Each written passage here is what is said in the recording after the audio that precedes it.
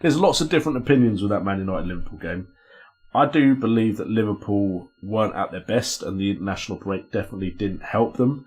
The fact that they didn't have Salah didn't help them either, and it did look like they didn't exactly know what to do to solve the problem of that Manchester United were presenting them.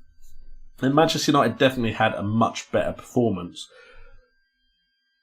But the issue I have is Liverpool have dropped 2 points to Manchester United.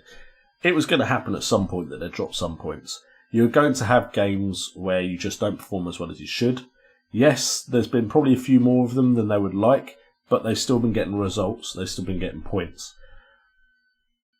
I've seen people arguing that they don't have a plan B.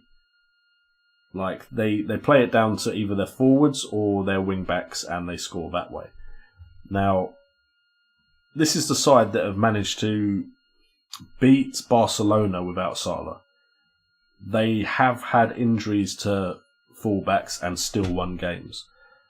They have rested Trent because he's not the greatest defensively compared to some of the other defenders, and they've still got results.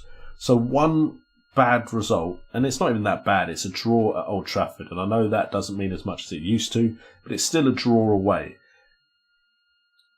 Because we're holding to such high standards, and also Man City, as soon as they have a bad performance, we all jump down their throats. Or they really should have had a plan B. They really should have done better in this game. Yes, they probably should have done better in the game.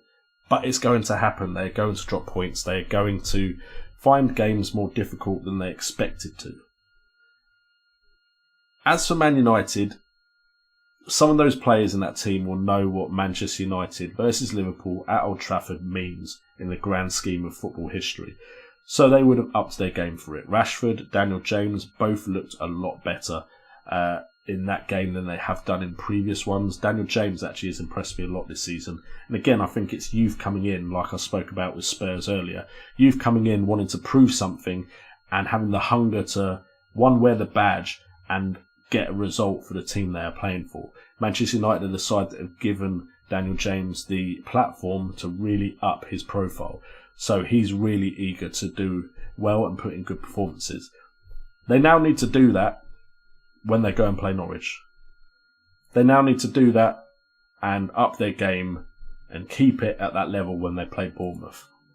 They now need to do that and up their game and get another result when they play Brighton. It's all well and good getting a point against Liverpool, but the fact of the matter is they're still 13th in the table. They need to become more consistent, and Ole Gunnar Solskjaer needs to be more tactically flexible, because he got a point from a Liverpool side that didn't come up with a plan B on the day when they played Manchester United. Maybe they took Manchester United a bit more lightly than they usually would. I think also Klopp has a bad record at Old Trafford, so that could be something there. But let's not suddenly get on the bandwagon of Liverpool. They're rubbish without Salah. They've done plenty without Salah. Let's not get on the bandwagon of Liverpool don't have plan Bs. They have plan Bs. They've put them into practice before. And let's not get too excited about Manchester United. They need to carry on. They need to take this as a platform and push forward with it if they want to get top half of the table. Because, to be honest, the way some teams are playing, I'm not sure top 6 is necessarily a given, even if they do up their game.